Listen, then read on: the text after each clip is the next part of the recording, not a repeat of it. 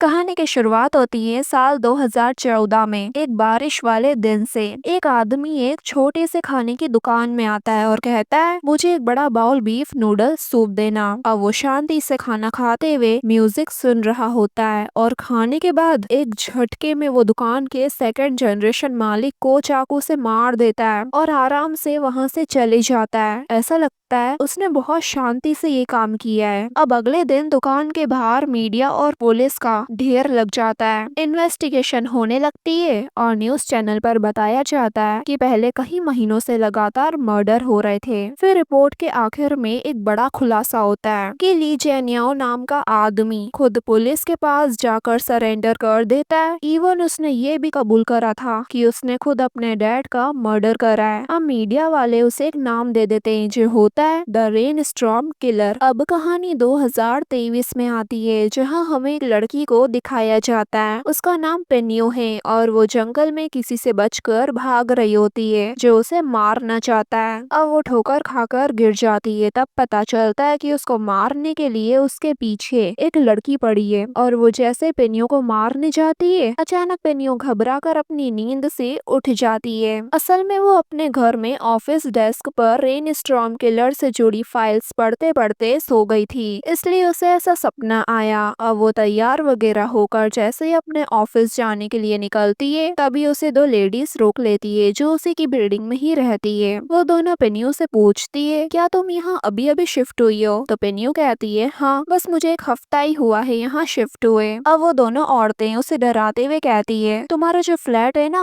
वो हॉन्टेड है, यानी भूतिया। क्या तुम्हें पता नहीं उसका पिछला ओनर पहाड़ पर मर गया था, यानी उसका मर्डर हुआ था। अब ये सुनकर पेनियो अनकंफर्टेबल हो जाती है पर फिर वो इस बात को हल्के में ले लेती है कि अगर पिछले मालिक का खून पहाड़ पर हुआ है तो मेरा ये फ्लैट हॉन्टेड कैसे हुआ, मतलब ये सेफ है, और वहाँ से चले जाती है। अब ऑफिस पहुंचकर पेनियो हॉन्टेड हाउस पर रिसर्च कर रही होती है। तभी उसके कलीग जो कि उसकी सीनियर भी है वो आके उसे काम सौंपने लगती है। पर पेनियो कहती है कि डायरेक्टर तावे ने मुझे साफ कहा है कि मुझे सिर्फ जेनिया से मिलकर ही इंटरव्यू सेट करना है, और ये कहते ही उसे तावे का कॉल आ जाता है। दरअसल तावे चाहता था कि पेनियो उसके साथ चले जेनिया से मिलने, बट उसे सर्दी होने की वजह से डॉक्टर ने उसे क्वारंटाइन में रहने का ऑर्डर दिया होता है, इसलिए वो पेनियो से कहता है कि तुम अकेले ही चले जाओ। अगले सीन में दिखाते हैं कि पेनियो जेल पहुंचती है लेकिन जेल का शांत माहौल देखकर ही काफी नर्वस हो जाती है, और खासकर तब जब वो जेनिया को अपने सामने देखती है और जब उससे बात करती है तो बहुत हड़बड़ाते हुए बात करती है। लेकिन हैरानी की बात तो ये है कि जेनिया बहुत शांति से बात करता है, इवन वो उसे कंफर्टेबल भी फील कराता है। वैसे पेनियो हड़बड़ाहट में ये भी कह देती है कि मुझे अजीब लग रहा है, ऐसा लग रहा है जैसे हम पहले भी मिल चुके हैं, जबकि ऐसा नहीं है। देन फिर वो अपना मुंह बंद करती है और सीधा काम की बात पर आती है और बताती है कि मैं फिल्म प्रोडक्शन से आई हूँ। मेरा बॉस तावे आपकी कहानी पर एक डॉक्यूमेंट्री बनाना चाहता है, तो क्या आप हमें इंटरव्यू देंगे? जेनिया पूछता है, अगर मैं मना कर दूं तो क्या तुम्हारी जॉब रिस्क में आ जाएगी? तो वो कहती है हाँ। तब जेनिया बिना सोचे समझे उसे डॉक्यूमेंट्री के लिए हाँ कर देता है, बट एक शर्त पे कि मैं जिस सवाल का जवाब देना चाहता हूँ उसी का दूंगा। तो पेनियो भी मान जाती है पर फिर पूछती है, आपने इस इंटरव्यू के लिए हाँ क्यों कहा? लेकिन तभी उनके बात करने का टाइम खत्म हो जाता है और जेनिया वहाँ से बिना जवाब दिए चले जाता है। फिर पेनियो बाहर आ जाती है अपनी कजन युनचेन से मिलने और उसे अपनी और जेनिया की मुलाकात के बारे में बताती है। तो युनचेन के चेहरे पर एक अजीब सा एक्सप्रेशन आ जाता है जैसे वो उससे कुछ छुपा रही हो। देन ये दोनों जब बातें करते हुए घर जाने लगते हैं तो इनकी मुलाकात एक पति पत्नी से होती है और वो लेडी पेनियो को फल देते हुए कहती है कि शियाओ देखो ये मैं तुम्हारे लिए ही लाई हूँ। ऐसा लगता है वो थोड़ी सी मेंटली अनस्टेबल है पर किसी को नुकसान पहुंचाने जैसी नहीं है, इसलिए अब उस लेडी का पति पेनियो से माफी मांग लेता है कि सॉरी हमें गलतफहमी हो गई, हमने आपको कोई और समझ लिया, और अपनी वाइफ को लेकर वहाँ से चले जाता है। पर इस इंसिडेंट से युनचेन और भी ज्यादा परेशान दिखती है। अब रात में जब पेनियो अपने घर में बैठकर रिपोर्ट लिख रही होती है तो उसे अचानक बार बार जेनिया का ख्याल आने लगता है जैसे अब वो उसके दिमाग से जा ही नहीं रहा हो। देन जब वो पानी पीने जाती है तो उसे अचानक बारिश की आवाज सुनाई देती है। वो खिड़की खोलकर देखती है तो बारिश तो हो ही नहीं रही होती। फिर वो टेबल पर क्लैर डी लूना म्यूजिक की सीडी रखी हुई देखती है। तभी अचानक से एक लड़का आकर उसे पीछे से हक कर लेता है। पिनियो बस उसको ध्यान से देखने लगती है। फिर दोनों धीरे धीरे एक दूसरे के करीब आते हैं और किस करने लगते हैं और फिर दिखाते हैं कि वो उस लड़के के साथ एक ही बिस्तर पर है। तभी अचानक एक आवाज आती है, श्याओ उठो। अब पिनियो अपनी नींद में से शॉक होकर उठ जाती है। तब उसे रियलाइज होता है कि वो तो जेनियाओ के साथ सेक्स ड्रीम देख रही थी। अब वो घबरा कर वॉशरूम जाती है और फिर अपना चेहरा धोती है। पर तभी उसे शीशे में अपनी जगह एक स्कूल यूनिफॉर्म पहनी हुई उदास लड़की दिखाई दे रही थी, जिसे देखकर तो उसके होश उड़ जाते हैं और वो चीखते हुए अपनी कजिन को आकर इस बारे में बताती है। बट जब वो देखती है तो शीशे में वो उदास लड़की थी ही नहीं, बल्कि इन दोनों के ही चेहरे दिख रहे थे।